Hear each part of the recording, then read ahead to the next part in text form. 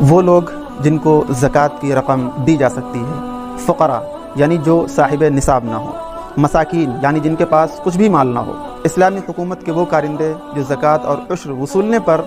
मुतअय्यन हों, ऐसे ग़ुलाम जो अपनी आज़ादी के लिए मदद के तालिब हों, ऐसे कर्ज़दार को ज़कात दी जा सकती है जिनके पास कर्ज़ की अदायगी के लिए गुंजाइश ना हो। अल्लाह के रास्ते में जिहाद करने वालों को भी अगर उनके पास गुंजाइश ना हो और औजार और हथियार और असलहा ख़रीदने की ताकत ना हो, वो मुसाफिर जो सफ़र के दौरान ज़रूरतमंद हो गए हों, गर्चे वो अपने घर में पैसे वाले हों, माल वाले हों, लेकिन सफ़र में ज़रूरत के पेश नज़र उनको ज़कात दी जा सकती है। दौर नबूवत में एक मसरफ़ तालीफ़ क़ल्ब का था, यानी गैर मुस्लिमों को इस्लाम की तरफ माइल करने के लिए ज़कात दी जा सकती थी। इसी तरह नौ मुस्लिमों को इस्लाम पर बाकी रहने के लिए, लेकिन यह हुक्म बाद में मनसूख हो गया। अब महज नौ मुस्लिम होने की वजह से ज़कात नहीं दी जा सकती। हाँ, अगर वो शख्स मुस्तहिक़ है तो उसे ज़कात दी जा